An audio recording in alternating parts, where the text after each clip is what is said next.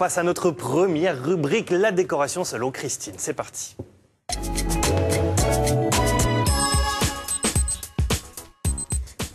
Comme tous les jeudis, avec nous sur ce plateau, Christine Dropsy, bonjour. Bonjour Thibaut, bonjour Jennifer. Bonjour Christine. Vos bonnes idées, déco, tendance, couleurs, design. Aujourd'hui, on commence avec un endroit incontournable, le plancher, le carrelage. Le carrelage. Indispensable, il détrône le parquet. Ça fait des millénaires qu'il est utilisé et il n'a jamais été démodé. Preuve avec tout ce que vous nous avez ramené encore sur ce plateau aujourd'hui. Tout à fait, jamais démodé, mais même il prend une envolée assez spectaculaire.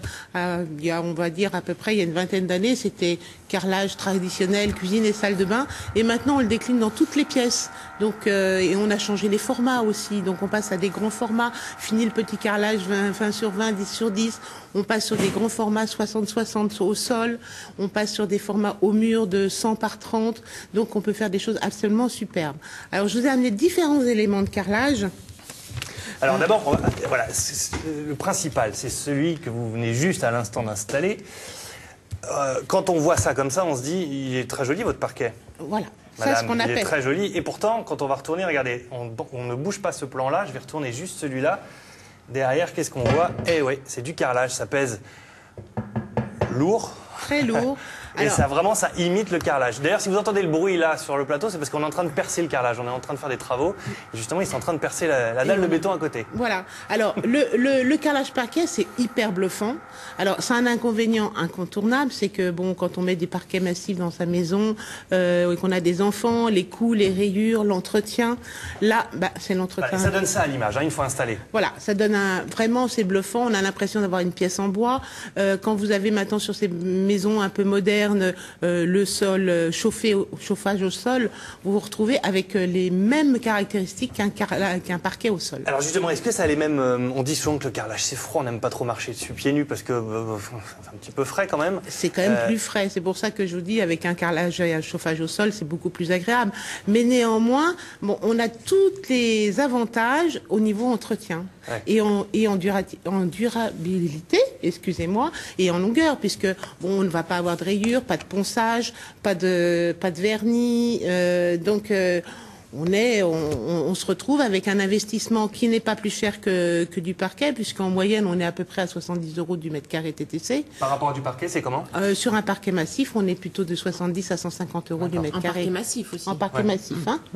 Là, on parle en massif. Hein, voilà. Mais... Ça, on peut trouver ça où, ce genre de parquet? C'est assez insolite, assez nouveau, finalement. Alors, là, c'est un fournisseur... C'est pas ça n'importe où, je veux dire, dans n'importe quel magasin. Là, c'est un fournisseur qui s'appelle Porcelanosa, qui est d'une qualité et qui est ancré dans le carrelage depuis des années et des années. C'est un fournisseur espagnol, mais on les trouve donc dans des magasins comme, si je peux citer, à Amiens, par exemple, Ceramica, qui diffuse ce genre de produits. Vraiment des magasins spécialisés. Voilà. Alors, après, vous nous avez ramené d'autres éléments qui sont derrière nous. Alors ça peut se poser aussi au mur. On peut décorer les murs comme ça. On peut faire remplacer le papier peint par du carrelage. Voilà. Donc, l'avantage de ces carreaux, c'est qu'en plus, on les pose les uns à côté des autres. Ils ont dans le temps, les carreaux avaient des bords arrondis. Et maintenant, on les fait avec des bords droits. Ce qui fait qu'on les pose les uns à côté des autres et on n'a plus l'effet joint.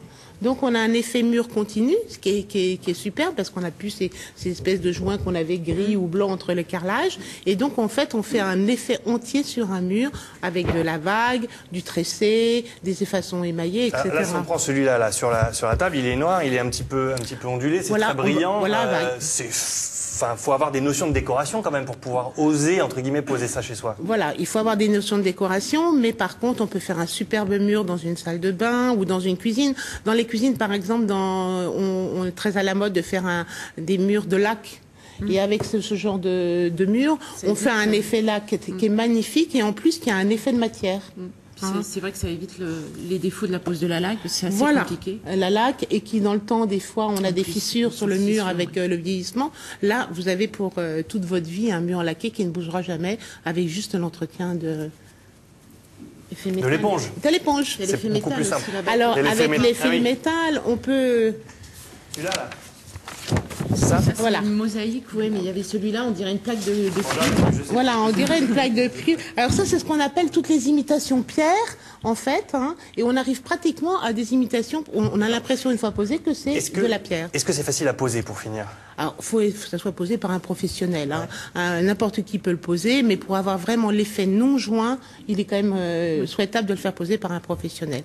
Mais on est aussi sur des bases de prix, par exemple pour des grands formats comme ça, on est aussi sur des carreaux qui sont à peu près à 60 € le mètre carré. Donc on est dans une gamme de prix assez raisonnable. Et c'est à la mode, et c'est design, et surtout ça dure, et c'est pratique à entretenir. Merci. Alors, très vite. Alors. Très vite. Je vous ai amené des petites choses aussi qui sont quand même un peu tendance. C'est ce qu'on appelle des listelles, éventuellement pour donner un petit peu, quand on part sur des choses beaucoup plus classiques au mur, et pour donner un peu de tonus sur votre mur. Comme des frises en fait. Qu'on appelle un peu des frises. Donc avec du métal, du cristal, ou alors avec des effets géométriques. Donc on arrive à faire des choses très très jolies qui vont très très bien, par exemple dans un style de cuisine, sur des dessus de crédence, milieu de crédence, et qui donnent beaucoup de tonus et de chic à votre cuisine. Merci beaucoup. Voilà, on voit à l'écran cette espèce de damier, c'est très joli en frise, ça peut être sympa. Voilà, faut vraiment avoir des notions de design et de goût, mais c'est à la portée de tout le monde finalement. Mais on est là pour vous êtes là pour ça, Thibaut. Christine. Voilà. Merci beaucoup, Christine. À la semaine prochaine. À la semaine prochaine, on parlera de décor de Noël, je crois. Et ben voilà, et vous allez nous décorer ce plateau avec beaucoup de plaisir. On va voir ça en direct. Merci beaucoup.